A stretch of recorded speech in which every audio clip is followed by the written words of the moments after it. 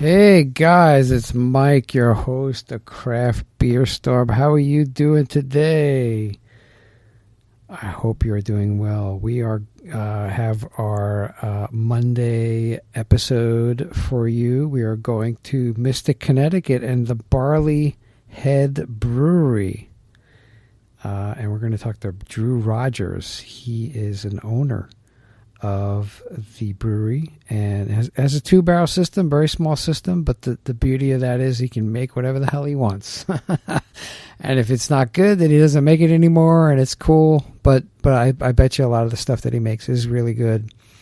He uses a lot of local ingredients. We had a great conversation. He owns it with his wife, and then there's a partner involved as well. But you know, he's growing organically, and the whole Mystic scene around Connecticut is fantastic. So let's get to it. And we have Drew Rodgers. He's from Barley Head Brewery in Hi, Mike. Mystic, Connecticut. How are you doing? I'm very good. Now, what is Thanks your for having me position on. there? I'm sorry I didn't get. Well, you're founder. So I am one of the owners. It's me, my wife, and her brother's kind of a silent partner. And I'm also, owner is great, but I'm prouder to say that I'm the brewmaster. Excellent. Yeah, it's a very, very small operation. We're about 2 barrels. I very involved in every step of the process. Yeah, you and me both, I guess, right? The owner, Yeah. brewer. Yeah. Owner, brewer, those festival are the dude. best brews, in my opinion, you know? You got to do it or it's like organic, right? And your system is not a big system. It's like a 2-barrel system, right? No, it's very, very, very small, 60 gallons. So it basically, allows us to be very flexible, very creative. We're not committed to, dozens upon dozens of half barrels. We just, we make enough for the tap room, and then, make a completely different beer the next time. That's great. You're very flexible.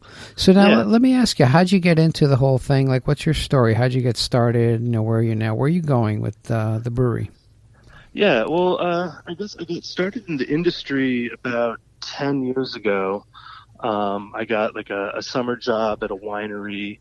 And then after that, I got a job on the bottling line at Cottrell Brewing Company. And I worked there for a little over 8 years and worked my way up to tasting bar manager and head brewer. And at that point, I kind of felt like it was time to, jump out on my own, do my own thing. So we opened up Barley Head. That's great. And you're in Mystic, Connecticut. Now, Mystic is it's a big tourist town. I guess they have the whale watching and the whale museum and it's got the Mystic Seaport, which has a lot of whaling stuff. It's also a lot about like wooden boat building and just like the crafts of the 18th century. My wife's actually a blacksmith over there. No way, really? Yeah, blacksmith. Cool. So what is she doing? Like doing horseshoes and what no, else? not horseshoes. So I don't know what the hell I'm. I don't know what the hell I'm talking about. No. That's totally fine. So a blacksmith that does horseshoes is a farrier. Yeah. Okay. She's a shipsmith. So she makes harpoons. She makes jib hanks, which help to raise sails. And she also does just sort of like creative artistic things, like candlestick holders, tools for the garden with basket handles, and all this really cool stuff. That's so awesome. How did she get into that? After we moved out here, so we started dating. We were living in the city. I grew up in Mystic, but I lived in New York City for about 3 years. Oh, you did? Okay. And then we moved out here, and she was a teacher for a while. She stopped when we had our son. And in the summer times she was free. So she, we live near the seaport, and she sort of looked into that. She did a few different things there, and then really sort of fell into blacksmithing specifically. That's cool. Now, are you originally from New York or?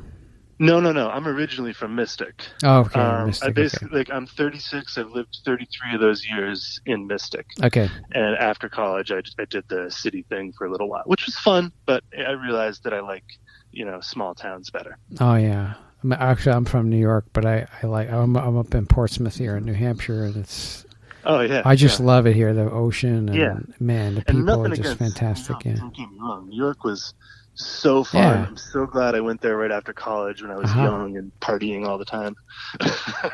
Oh yeah, You it's a know, great experience, city that never sleeps and shit. Yeah, yeah. So yeah, but you're back in Mystic now. So Loving and it. you do the you have the 2-barrel system, and then you also what I like about you is you use a lot of local ingredients in your beer. Yeah, that's right. I did the math on 1 year. I haven't done it on all the years. And we hit 38% locally sourced that year, which I felt pretty good about. Um, we work with Valley Malt, with Thrall Malt, Rooster Malt. Thrall and Rooster are out of Connecticut, Valley's out of Massachusetts. And then we also work with a farm in Mystic called Whittle's Farm, and they supply us with things like apples and peaches and other stuff. Actually, the next beer that I'm going to make with them is going to be like a corn. They make this amazing sweet corn. I'm not much one for corn beers, but I'm going to try to make a IPL with corn. Oh wow, interesting. Yeah, he's like, I have this Bach yeast. I make a Maibach occasionally. The Maibach, okay. Yeah, called Wickety Quack Bach, which also uses local barley. Cool. And so I'm going to use that yeast to sort of create an IPL. See how it goes. Excellent. Yeah, we have a I do 3 brew podcasts a week. So we do like Mondays we interview people like you, brewers and founders and owners. And cool. Wednesdays we do beer styles. So I go down the Great American Beer Festival list and we do different styles. And the last one actually we did a Bach, and then we did a Maibach. So that's interesting. There's so many different kinds of Bachs. Yeah. There's actually so many styles that really don't get a lot of play in general. And I love to give them a little space on the draft line. Well, that's what it is. It's not just IPAs and lagers. There's just so many different types of beers that people really need to be turned on to. So I'm aiming to do that on this podcast. Yeah. Totally. Very, very cool. So you use now. There's like some grains, and then do you use any like fruit as well, or what other kind of local stuff you use? Yeah, we do use a lot of fruit. We use fruit for some beers that's not local, as well as fruit for some beers that's local. Like we're coming out this week with a blueberry beer that's like purple in color with a pink head. It looks like fizzy wine. It's awesome. Really purple. That's cool. But then for the local fruit, we mostly get that from Whittles. We did, like I said, a really good one with peaches. It was like kind of like a tart beer with an ale yeast. We did one with apples. It was like kind of like a cider beer hybrid. I used a French Saison yeast to try and get it as much like a Normandy cider as possible. Right. That was really nice. That's interesting. And then I'm trying to think what else we did with them. We worked with another farmer who had really amazing fresh ginger, which, you always see the ginger in the supermarket that has like kind of the tan skin and the yellow flesh, and it's really good. But this stuff was like orange and red and vibrant and just like blew my mind. Really fresh. Yeah. Wow. Made a nice beer. It's called Russo's Roots. They're out of like northeastern Connecticut. And they're growing hops in Connecticut too, right? I see on your website here. Yes. Yeah, that's interesting. Yeah. So we work with there's 4 or 5 different producers that are all sort of under the umbrella of the Connecticut Hop Farmers Association. One of them bought a pelletizer so they can actually, nitrogen seal and pelletize and do all the stuff that makes hops fresh and good for long term. I've been working with them. It comes from all different corners of Connecticut, including some of it comes from Thrall Farms, who also has that malt house up in Windsor. So we do one beer called Enthrall, which is all made from Thrall's stuff. Hops, barley, wheat. That's awesome. You have I see on your website Rooster Malt, Thrall Family Malt. These are all malters in Connecticut, or? Yeah, Rooster and Thrall are the only two maltsters in Connecticut. And then the other one that we use is Valley Malt. They're out of Northampton, Mass. They're in Mass. Yep. Okay. Yeah, they use stuff that's grown in Connecticut, New York, Massachusetts, and Maine. All So right. they're the biggest and the oldest among all of them. Andrea's been doing it for a long time. She's like, gives lectures and stuff at this point. Uh-huh. So now, and Spencer and Rooster. Spencer is about a year and a half old. Rooster's less than a year old. Cool. That's so awesome that you have some local stuff. We love local, and anything we can use local. Yeah, me too. Speaking of that, we just made a honey beer that is unbelievable. Oh, really? Using honey from this guy who has like a bunch of different bees around Connecticut. Some of the bees actually live in Mystic, which I was really stoked about. Oh, really? Yeah. They have the apiaries. I know. Right here we use. There's a guy in Rye here. He has CB honey, and he has delicious honey, like crazy delicious honey. Yeah, and he has like he knows everything about bees. Like I had him on one of my podcasts, actually maybe the number 2 or something like that, because he's just so knowledgeable about bees. Oh, it's fascinating, honestly. It's just crazy. The role they play in keeping things sustainable and, But it's great. If you didn't have bees, I think they made the movie. I don't know. Was it the bee movie when bees were like leaving the earth and then everything was starting to die, right? Like everything was dying. I haven't seen that one. But anyway, but it's true. Like bees play a big part in humanity and pollination and keeping things alive. It's just fantastic. Reminds me of Douglas Adams. So long and thanks for all the fish. Oh my God! But so you're in Mystic, and then you have the 2-barrel system. So are there any other breweries in Mystic? I think there are a couple. Not in Mystic proper. The place that I referenced, Cottrell, oldest brewery in Connecticut, incidentally, is about 20 minutes away in Pawcatuck, Connecticut. Okay. Probably a little more well-known is Beard Brewing Company, which is in Stonington, about 10 minutes away. And then in the other direction, in about another 10 minutes, is Outer Light Brewing Company. So there's a nice little community, and there's some, go out a little bit further, there's more, obviously. So there's a good community, including some, people with decades of experience in the area. Do you, you have hotels in Mystic? Any Yeah. Because do you have any beer buses there? Yeah.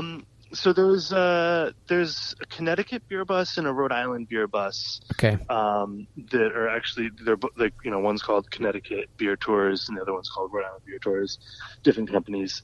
And they both will make appearances because we're so close to the Rhode Island border that they'll pop in occasionally. And then the Connecticut one comes down a little more frequently. Oh, excellent. Yeah, we have one up here, Granite State Growler Tours. But another idea that I'm scheming at, and a couple hotels are interested in doing this, and I'm wondering if a couple hotels in your area are doing this, like do a craft beer weekend. I think it would be really smart to involve the hotels, because I think the problem with the whole beer tour thing is that they pick you up in a parking lot and they drop you off in a parking lot. Yeah.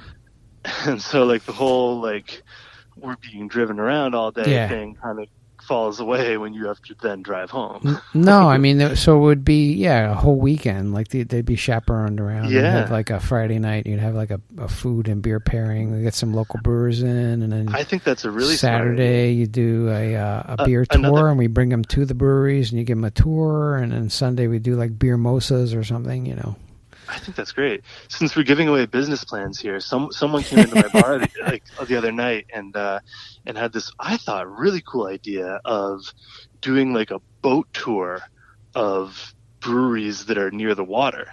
And ours, you could totally roll up to a dock and be a 5-minute walk from us.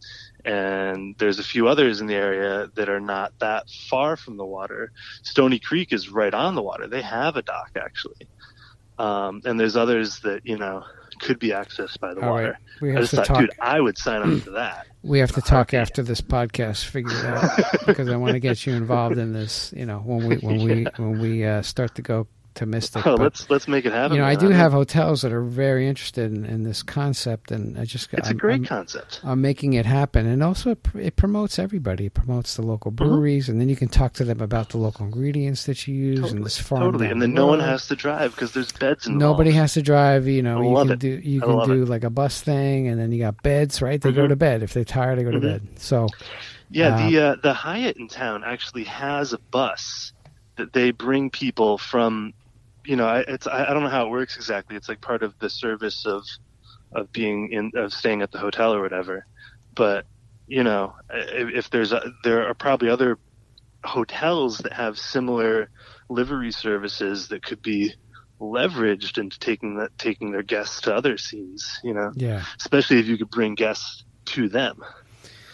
No, but Mystic is a great town. It's a great tourist town, and a lot of people want things to do there. They want to come there, but they want something to do, and it's a great opportunity to visit local businesses. And we got wineries too, which is a great thing because a wineries. lot of people come into town and do like self-guided winery/brewery tours because there's not a lot of crossover in terms of like working together, but people obviously love wine and beer, and sometimes you might have like a husband and wife where one of them likes wine and the other one likes beer. Do you do any barrel aging of your beer? Yeah, so not much. I used to do a lot of that at Cottrell. We're kind of limited for space, but having said that, you don't need a lot of space, man. I have a rack. No, not a lot, right? It's I have a rack. All you need is like a 4x4 for space.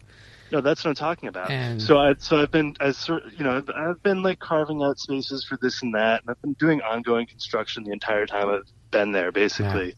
Yeah. I finally finished my sleeping cold room in the back room, and like that was a big project that was taking up more space than it was allotted, just because of the lumber and everything else. But yeah, so I went down to Tennessee because my cousin was getting married down there, and I ended up at Corsair Distillery.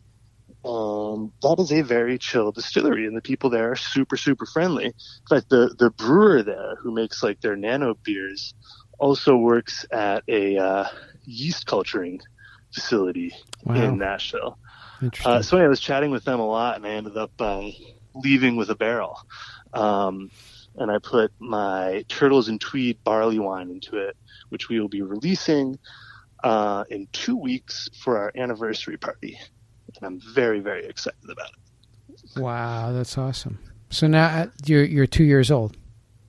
We will be 2 years old in 2 weeks. Yeah. That's awesome. Yeah. Congratulations, you did it. Thank you very much. Yeah. Man, I'm like almost 5. I'm 4.5. Yeah, it's crazy how time flies. I feel like time does fly. Yeah, but that's my next bullet point. What are the challenges I guess you've been facing? Yeah, I mean you've been in business for 2 years. You must have seen a lot of stuff going on.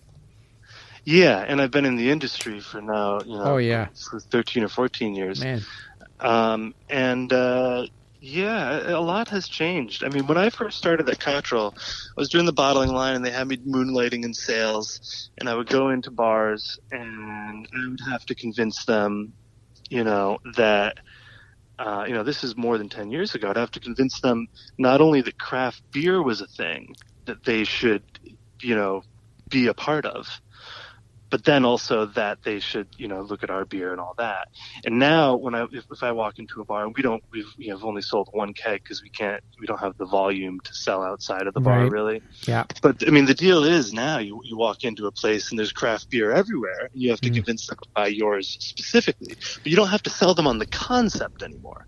That to me is a huge tectonic shift in the way things worked when I started versus the way things work now, which is obviously a lot more complicated. There's a lot more competition. Regional breweries like the one I used to work for are having a tougher time. I think there's almost unlimited room for people with modest ambitions that want to just have a local tap room, which is my deal. Just a tap room that serves the community, that has a group of regulars and fans. There's as much room for as many breweries like that as there are for bars and taverns and restaurants in the world. That's the way to do it, and that's where you get the margin. I mean, you bring people in and you serve them. Yeah, Can you serve pints and then there? you're selling pints. I don't know how pints, Connecticut. So you can do pints even though you don't do food. I guess you don't do any food. We don't do any food. Like I said, actually, this was before we got on the air. I was telling you that we're right in downtown Mystic. There's tons of restaurants all around us. Like there's a dope bakery across the street. There's probably like 20 pizza places in town. Oh yeah. So we actually get a lot of people that do takeout and bring it in. It's kind of like our version of a food truck. That's fantastic, and I think that makes a lot of sense. And in New Hampshire and other states, I think I need to have some food like chicken fingers, whatever, in order to do pints. But I mean, I'm in my plaza here. I'm like in a freaking, I'm in a strip mall here. There's like 3 restaurants around me. Like people don't want to come in here for food; they want beer. Yeah, I think it was only 4 years ago that Connecticut made that legal. Really? Well, that makes good. So my sense. Business would not have been possible without that. Absolutely, change. That's fantastic. Good for Connecticut. Stoked. Great job, and they just made another stride too. They increased the amount that we can sell to a customer from 9 liters to 9 gallons. Well, that's great. That's fantastic. 9 gallons like at a time. At a time per customer. Wow, that's a lot of beer. That's great. It's more than most people are looking to walk away. Absolutely, yeah. They don't want 9 gallons which of beer. Is great. Like that's what I'm talking about. Like that makes a lot of sense. Is to not have to even think about it. To just be like, how much beer do you want? Sure, buy whatever we have. We do canning in house, but we do I think tops 50 cans, not cases, cans at a time on our little October steamer. I know. I did. So I did canning too. I did canning too. We did you want to buy 50 cans? That's not 9 gallons. I got into canning. I did 40 cases at a time, and then half of them went out the next day to whatever. Like we had huge stores here. I don't know if they have Hannafords down there. But no, they don't. We have 2 Hannaford. They're massive, chains. So I had 2 of them, and half of it went to them, and then others just kind of some went on the shelf, but then other craft beer stores wanted them, and it was ridiculous. We couldn't keep up with it. So, but that's good that you have them. Is I'm so happy not to be in the distribution game. No, you don't want to be in the distribution. If you're small, 2-barrel, you can experiment like crazy, right? Which is so much fun. You get an idea, like overnight, you're like, damn, I want to try that in my beer. Turn it around in a week. Yeah, you turn it around. Yeah, that's fantastic, I mean, I'm looking to sell my current facility here because I want to expand. Yeah. But maybe while I try to figure out how the expansion goes, maybe I'll contract, and do a 2-barrel. Dude, I tell you, when I get a freaking office space and do a 2-barrel, and that's it. And then I can experiment with crazy stuff, or even smaller than that. I had when I worked at a 40-barrel brewery, I had a 10-gallon pilot system, and that was my favorite thing to do. Is if I had time, was to play around in the pilot system and come up with stuff. It doesn't need to be big to have fun, No, that's the whole thing. You get into it. You have a passion for it. You do it at home, or you were in the industry, but you had a passion for it, and then you want to try different things, and you want to go out on your own and do stuff. And, just make a few gallons, throw it on tap, show it to your regulars. Heck yeah. See what they think, Absolutely. So that's great. I'm glad that Connecticut is so forward-thinking. Other states, other 49 states, look at Connecticut, okay? Well, they should. And Connecticut, it took them a while to get there, but we're here now, I think everybody will get there. It's just a matter of time, but it's kind of some ridiculous effort, really. laws. I got to give credit to the Brewers Guild. I got to give credit to Aaron Simacchini from Beard Brewing Company right down the street. They put a lot of time and effort into making this happen in various ways, writing letters, showing up at Congress, speaking. Absolutely, showing up. Yep.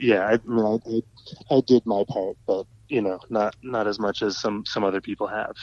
So what's Connecticut? I'm not sure of the status on the whole CBD, legalization, infusing it in beer. Can you do that down there? Yeah, I think there's a lot of things in Connecticut where I think that they just really haven't thought about it and made laws about it. It's like the growler thing. Like in Massachusetts, you need to have like a sealed growler with the name of the brewery. Yeah, there's same no thing such in New law Hampshire, in yeah. Connecticut. Oh, They're you like, can whatever, fill whatever. dude. That Yeah, makes whatever. sense. Who People cares? want to go. It does make sense because Come on. who cares?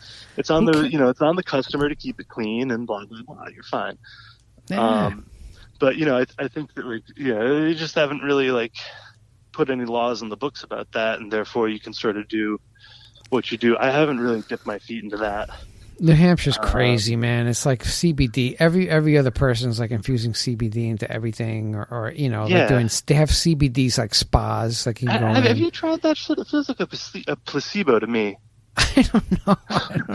Am I wrong about that? Well, people like. I mean, they say they can sleep or whatever. They have. It's not it's not the hallucinogenic part of the marijuana plant. It's everything else. It's the it's other basically part. Like hemp. Yeah, the hemp, but even hemp too. Like someone made a hemp beer in New Hampshire here. They told them to stop.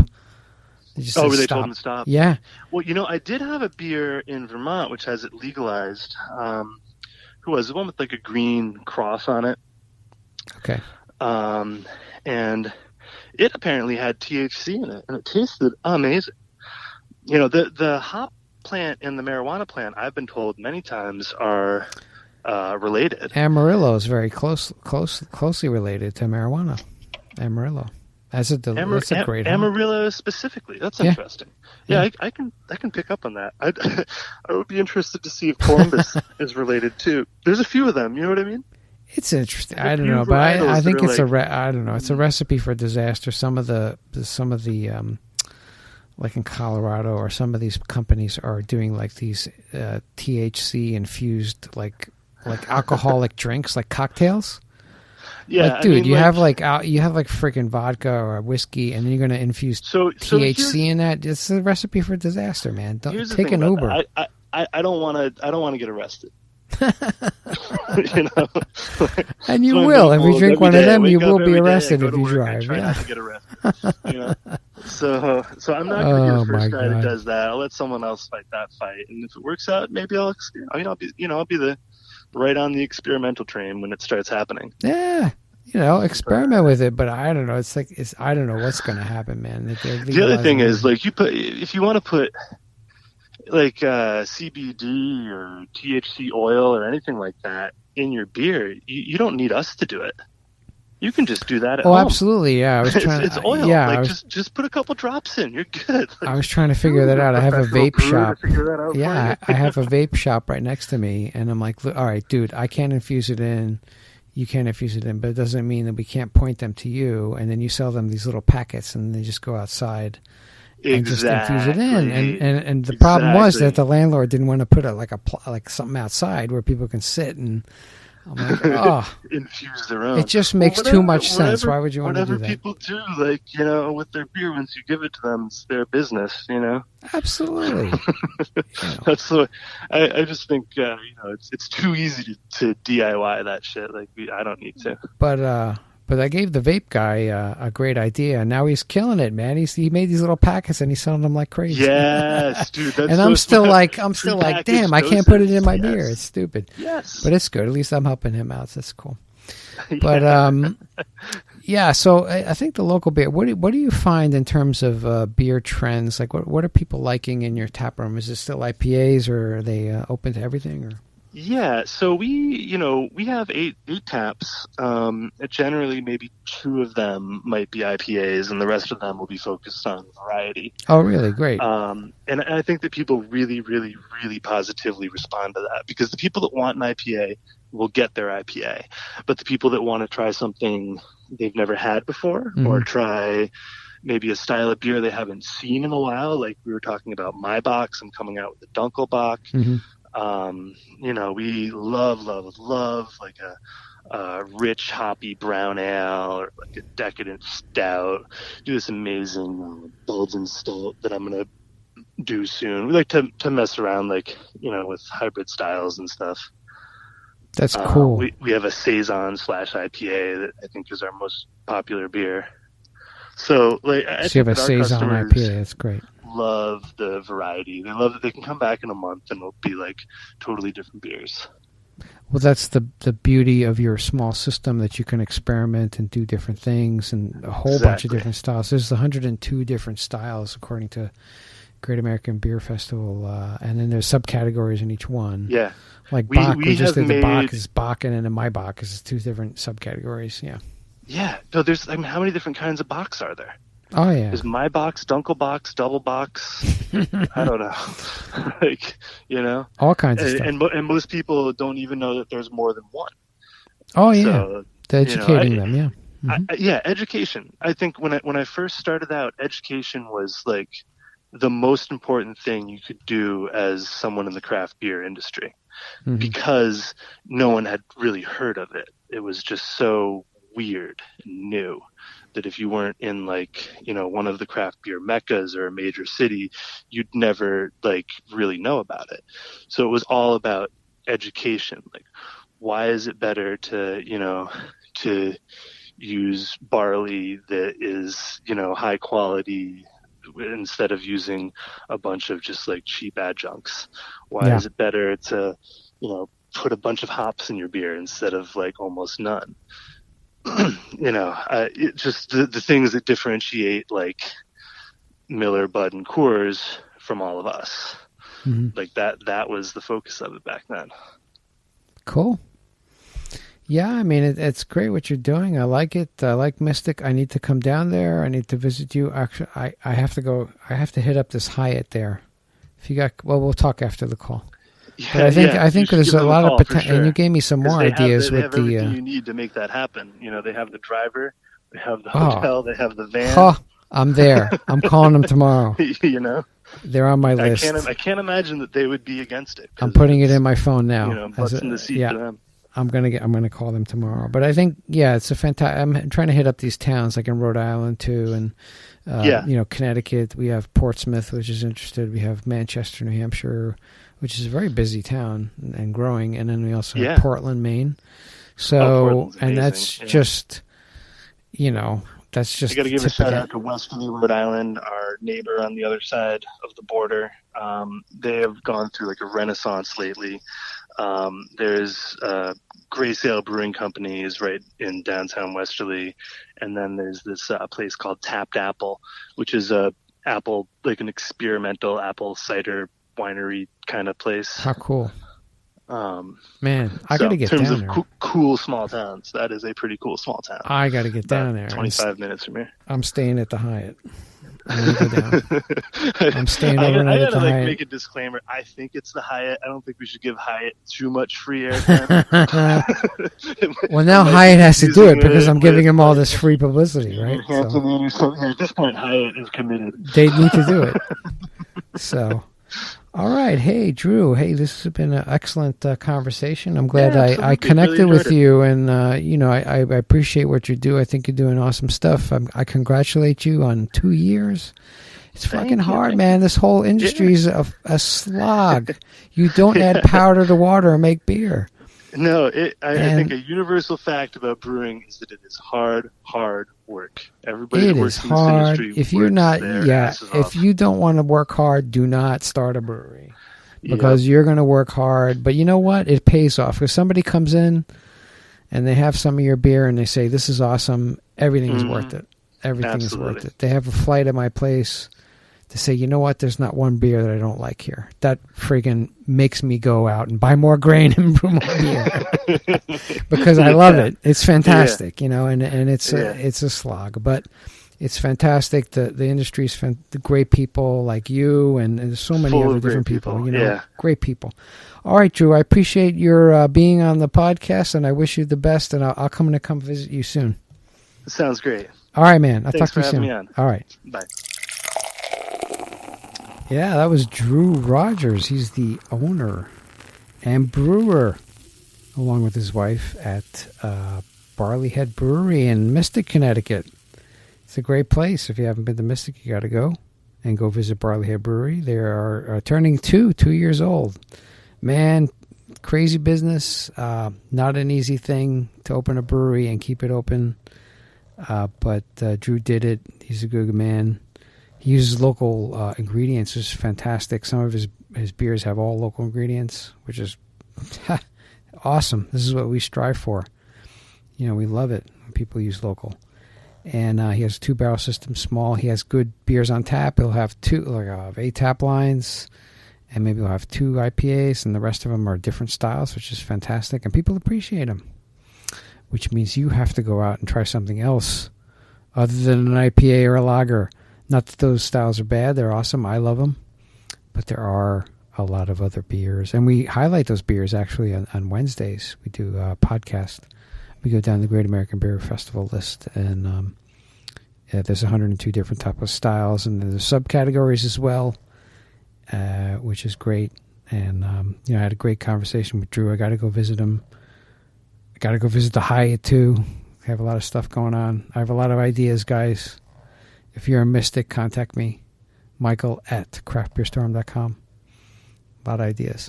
Okay, that's our podcast for today. If you like what we're doing, please go on iTunes, give us a rating, give us a review. It takes 2 seconds. Tell a friend, tell 10 friends. We'd love to have them listen and preach the gospel of craft beer, because it's great. And that's all I have for you today. So I wish you the best rest of the day, and we will see you on Wednesday. Take care.